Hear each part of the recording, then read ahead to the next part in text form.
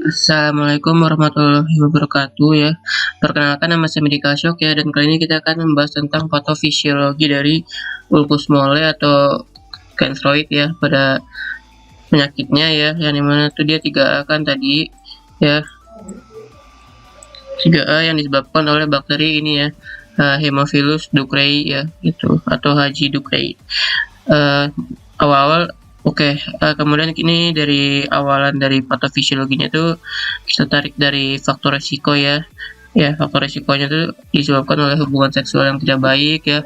Misalkan dia tidak menggunakan proteksi ya, atau genitalnya tuh kotor ya, atau tidak bersih ya saat berhubungan seksual, dan juga pada pekerja seks komersial ya, dan juga pada HIV AIDS, dan dia juga tidak sirkumsisi ya pada pria kan gitu, yang menyebabkan terjadinya Haemophilus ducreyi-nya tuh menginvasi ya, atau masuk ke dalam tubuh ya. Nah, pada HIV AIDS itu juga kan karena dia imunokompromis kan, jadi dia sistem imunnya kan nurun otomatis ya, jadi menginvasi banyak bakteri kan, salah satunya kan Haemophilus ducreyi bisa masuk ke dalam tubuh gitu. Nah, saat Haemophilus ducreyi-nya itu masuk ke dalam tubuh, itu dia kalau pada pria ya, ini akan masuk ke orifisium uretra eksterna, pun juga masuk ke itu ya, melewati preputium ya, bisa ke preputium juga, pun juga ke ligiopenis ya. Nanti bakterinya itu akan menempel oleh sel preputium dan fibroblast ya, itu memakai fimbrianya dia ya. Itu kalau bakterinya Haemophilus ducreyi kan ada fimbria gitu ya. Ini saya kasih fotonya ya. Itu dia kayak untuk menarik atau mengikat sel preputium, dan fibroblast ya menempel sehingga mengeluarkan faktor-faktor virulensi ya. Itu faktor-faktor yang berbahaya kan pada itu ya, pada bakteri yang dimana tuh dia akan menginteraksi mediator protein dan loss itu lipooligosakarida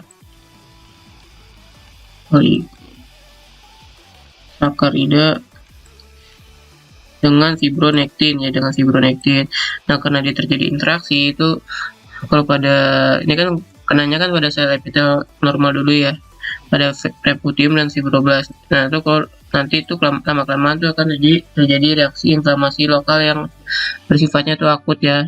Nah, kemudian nanti kan bakteri kan tadi ya memproduksi yang itu ya, fimbria itu dia memproduksi FLP1, 2, 3 ya, untuk berikatan dengan sel epitel preputium juga kan tadi, sehingga nanti sel epitel preputiumnya rusak ya, sel epitel preputiumnya rusak, dan dia manggil sel imun ya untuk melawan bakteri tersebut. Nah, itu pakai ya sekresi sitokin proinflamasi ya, mediator senyawa kimia, bisa ini ya, contohnya tuh interleukin 6, interleukin 8, dan histamin dan serotonin.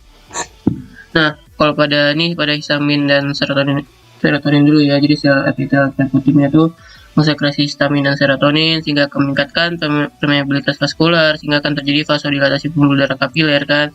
Ya kan, lama-kelamaan kan jadi KDRT kan ya, kalor, dolor, rubor, tumor ya, edema kan, eritema ya, kemerahan ya, dan nyeri ya.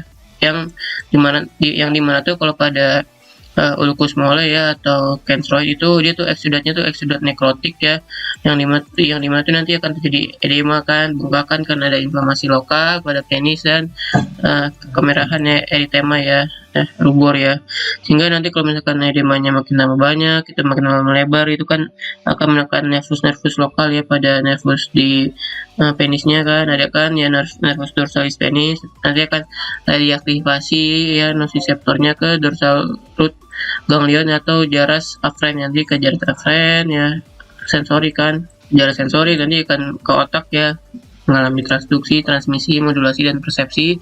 Jadi ke korteks cerebri ya, untuk memodulasi dan mempersepsikannya, sehingga akan terbentuk nyeri saat palpasi penis ya, atau saat penisnya itu diraba ya, itu nyeri sekali gitu. Kemudian pada ini ya, pada sel epitel preputium juga akan mensekresi interleukin 6 ya. Kalau interleukin 6 itu dia akan menyebabkan sel TCD4-nya itu akan menginvasi ya ke tempat peradangan tersebut ya, ke epidermis dan dermis, untuk melawan bakteri tersebut ya. Sel TCD4-nya itu yang sitotoksik sih ya, ini yang sitotoksik. Kemudian juga pada interleukin 8 itu dia ngajak sel PMN dan makrofagnya tuh ke area peradangannya ya, untuk melawan nih bakteri tersebut ya. bakteri tersebut, sehingga nanti itu kan kalau pada sel PMN dan makrofagnya tuh akan mensekresi radikal superoksida, dan ini dia juga akan mencoba untuk fagositosis bakterinya. Tetapi karena bakterinya tuh sangat kuat ya, atau dia faktor virulensinya kuat kan ya, itu dia bakterinya tuh melindungi diri dengan cara apa? Kalau dengan cara ini kan dia sekresi radikal superoksida ya, jadi dia akan sekresi ROS juga kan, sangat toksik ya pada sel-sel atau pada bakterinya. Tapi dia tuh ada enzim tuh namanya tuh copper zinc superoxide dismutase, yang dimana tuh dia akan ngeblok sekresi radikal superoksida ya, atau dia memecah H2O2 ya pada ROS-nya ya, dia memecah hidrogen peroksida ya, dia memecah ROS ya menjadi hidrogen peroksida dan itu dan hidrogen ya, H2O2 dan H+ ya, hidrogen peroksida dan hidrogen kan, sehingga dia memecah sekresi radikal superoksida, dia menonaktifkan ROS, sehingga dia ya udah dia melindungi diri juga kan, sehingga juga dia nggak bisa difagositosis, dan juga kan ada lapisannya pada bakteri itu dia mempunyai lapisan polisakarida, sehingga dia bisa menghindar dari sistem imunnya juga ya. Nah, kalau dia menghindar dari sistem imun, tapi dia akan terjadi inflamasinya itu meluas ya, karena dia tetap ngerusakin sel epitel yang ada di pereputiumnya kan ya, sehingga inflamasinya itu meluas, sehingga ya udah dia sekresi sitokin terus ya, dan menginvasi sel fibroblast ya pada sekitaran regiopenis kan. Nah, karena bakterinya tuh makin nambah gila kan di area penis ya kan ya, karena ada peradangan itu kan. Nah, itu bakterinya tuh juga butuh zinc ya untuk berkembang biak ya, dan nanti juga dia akan memproduksi ini ya, zinc binding protein, yang dimana tuh dia akan menempel kepada zinc ya, dia menempel ke zinc tubuh ya, yang dimana tuh nanti zinc pada tubuh kita kan akan menurun ya kan. Kalau zinc itu kan fungsinya kan untuk reepitelisasi ya, untuk meningkatkan sistem imun dan mengurangi antiinflamasi ya gitu.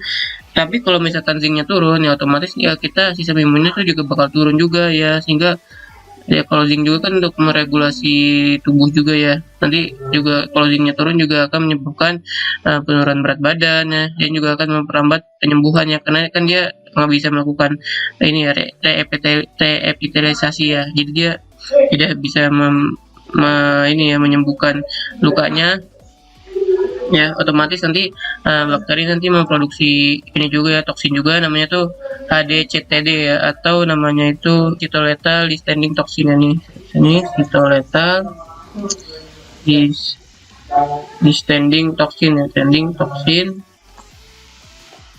yang dimana tuh dia sangat toksik sekali ya pada ininya ya, virulensi bakterinya, dan sitotoksik hemolisin juga ya, sehingga dia akan merusak sistem imun juga, dia akan merusak seperti sel makrofag ya, sel neutrofil ya, sel limfosit juga kan ya, dia juga akan merusak sistem imun, dan juga dia akan merusak sel epitelium preputium juga ya, dia juga akan merusak sel fibroblast ya, sehingga terjadi kerusakan jaringan epidermis dan dermis ya pada kulitnya kan, kulit penis, sehingga akan destruksi epidermisnya. Nanti akan terjadi ini ya, itunya karena dia kerusakan pada epidermis, itu juga akan terjadi peninggian pada kulitnya ya, yang disertai kemerahan kan ya, karena ada eritema ya, sehingga membentuk papul eritema ya, karena dia juga inflamasinya meluas juga kan ya, dan terdapat eritema bengkak ya pada penis tambah eritem kan ya, karena inflamasi lokal, sehingga terdapat peninggian pada kulit juga, sehingga terjadi papul eritema ya, karena ada reaksi inflamasinya ya, yang dimana nanti kalau papul eritema akan membentuk menjadi pustula kan. Pustula itu kan kayak ini ya, cairan nanah gitu kan ya, membentuk pus kan, yang dimana tuh berarti kan bakterinya tuh sama sel-sel imun ya, atau sel yang udah mati gitu kan, membentuk nanah gitu kan, kuning ya, pustula gitu. Nah, nanti kemudian kalau misalkan pustulanya pecah ya gitu ya, pustulanya pecah akan membentuk ulkus ya, jadi kayak luka dalam banget gitu ya, nyampe dermis kan, atau nyampe bawah banget kan, sampai adiposa kan, jaringan adiposa, yang dia tuh dia eritematosa ya, karena dia ada peradangan kan, ulkus eritematosa, dan biasanya itu dia multiple ya, jadi kayak lebih dari 2 menggaung, dan dia tepinya tuh reguler ya gitu. Kemudian juga pada perabaan juga nanti bisa terdapat soft cancer ya, jadi dia perabaannya juga lunak ya. Dan sama satu lagi tuh kalau pada bakteri juga tuh ya, pada bakteri Haemophilus ducreyi itu bisa menyebabkan limfadenopati ya, limfadenopati ya, limfadenopati atau pembengkakan pada kelenjar getah bening ya, yang biasanya itu dia pembengkakan pada kelenjar getah beningnya tuh di regio inguinal ya, atau di sekitar selangkangan. Nanti karena dia menginvasi ya pada kelenjar getah bening di inguinal, sehingga dia akan terjadi pembesaran ya pada kelenjar getah bening gitu ya, limfadenopati KGB inguinal. Dan lama-kelamaan tuh dia akan terjadi supuratif ya, jadi limfadenopati supuratif gitu ya. Sekian, terima kasih.